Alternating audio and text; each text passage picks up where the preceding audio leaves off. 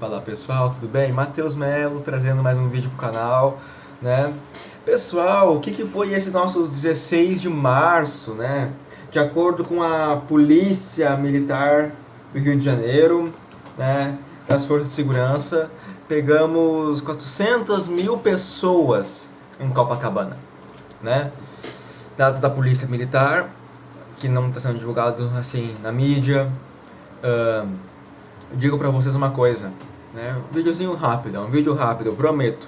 Não vai ser como outros vídeos meus que eu estou aqui com vocês e eu começo a falar e não chegamos, né? Chegamos a ter vídeos de 20 minutos comigo falando e vocês comentando, é muito legal. Então comentem, deixem o like, compartilhem, né? Então, o que foi esse dia 16 de março? O que eu vi? Que eu, Matheus Melo, eu vi, eu pude tirar a minha percepção do movimento, da direita como um todo, ou melhor, da direita bolsonarista como um todo, até porque nós bolsonaristas que somos a direita, né?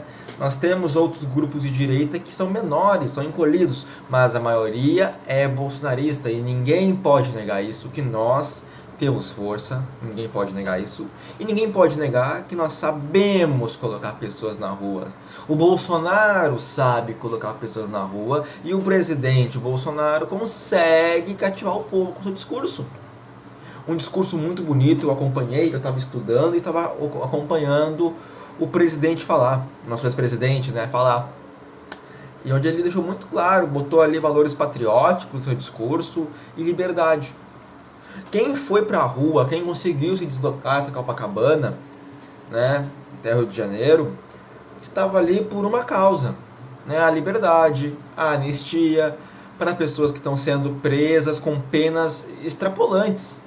Poxa, 17 anos por ter riscado o estado com batom, enquanto nós temos nas cidades do município pessoas, dos municípios, né, pessoas que picham patrimônio público, depredam patrimônio público e nem sequer são presas.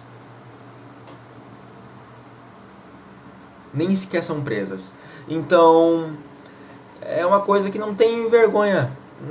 Então, eles não têm vergonha mais de esconder que eles atacam a liberdade. Eu aprendi isso, eu comecei a observar, né? E observem a esquerda. Observem a esquerda e vejam o discurso dela. É um discurso de democracia, de igualdade, de defesa dos mais pobres. Só que eles não seguem o discurso deles, né? Eles não seguem aquele discurso. Eles são o contrário. Eles falam sobre acabar com o acúmulo de riquezas, mas se eu estava dando uma analisada, nos países socialistas, né, da história, enfim, tinha-se acúmulo de riqueza. O pouco da riqueza ficava concentrado nas mãos de poucos, dos líderes. Então a esquerda, na sua essência do discurso, e principalmente a esquerda brasileira, ela é uma esquerda hipócrita.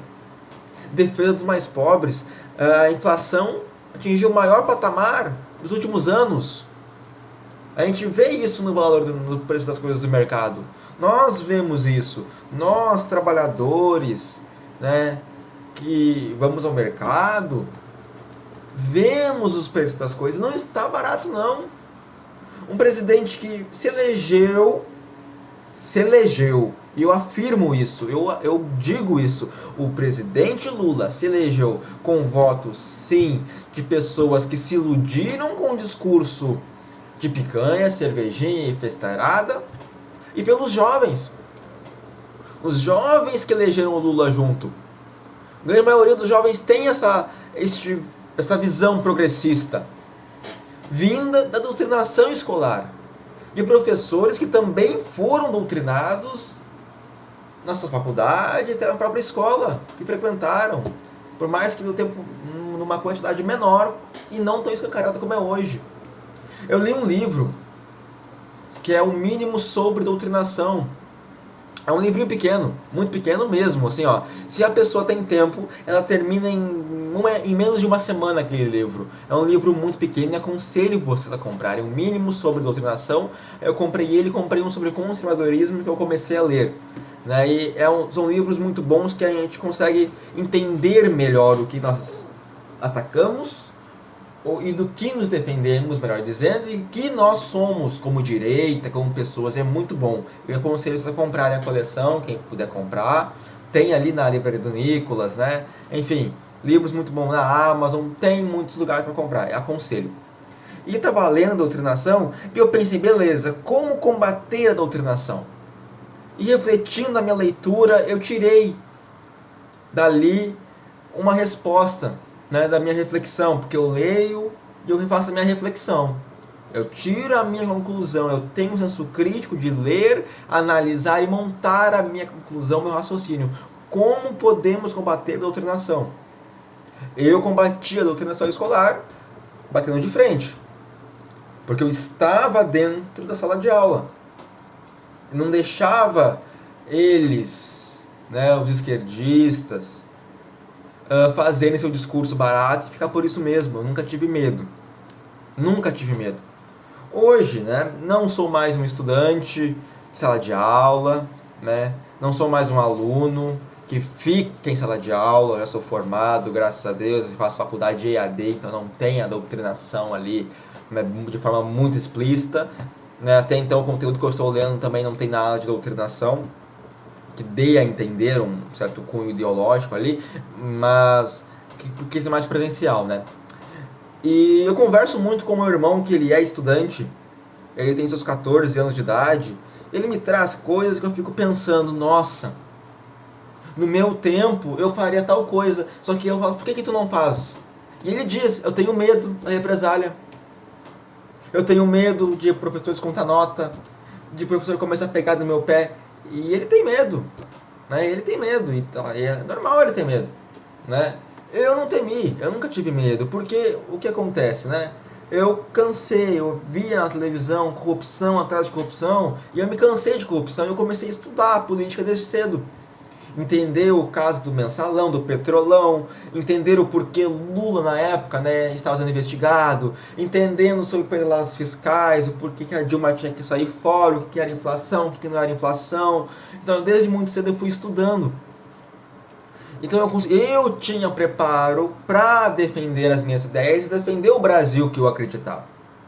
Os jovens hoje em dia eles não têm, porque os jovens eles têm uma repulsa política, porque eles se criou na sociedade essa visão que a política é para pessoas de idade, de pessoas que, sabe, não sei, de pessoas que tem que saber de tudo. Não é assim, né? A política não é só isso, não é uma coisa assim. A política ela é um meio de nós podermos, eu digo nós, o Brasil, a sociedade, nós como um todo, botar a nossa visão de mundo sem ser perseguido.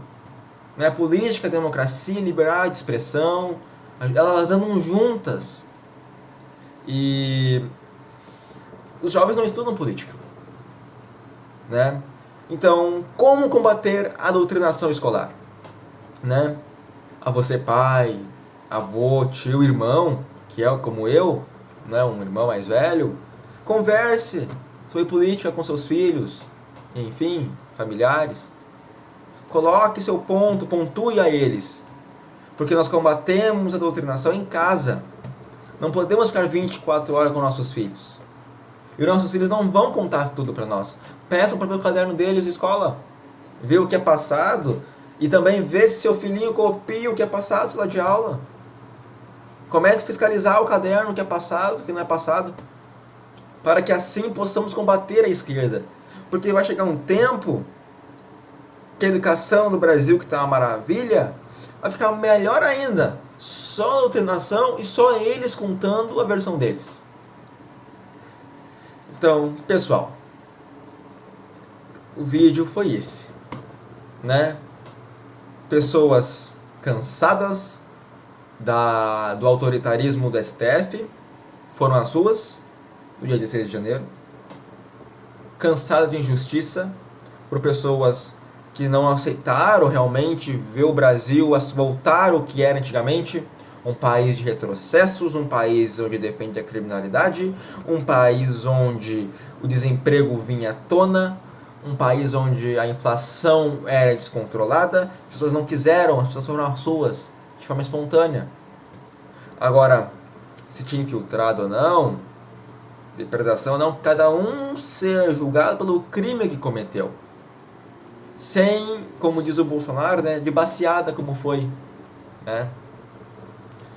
E porque isso pega muito mal com o Brasil. Um país nosso desse tamanho, viver uma perseguição de um lado, ver perseguições acontecendo do lado da direita, né? Então foi isso. O 16 de março foi isso, pessoas cansadas de injustiça, cansadas do autoritarismo do Supremo Tribunal, pessoas cansadas.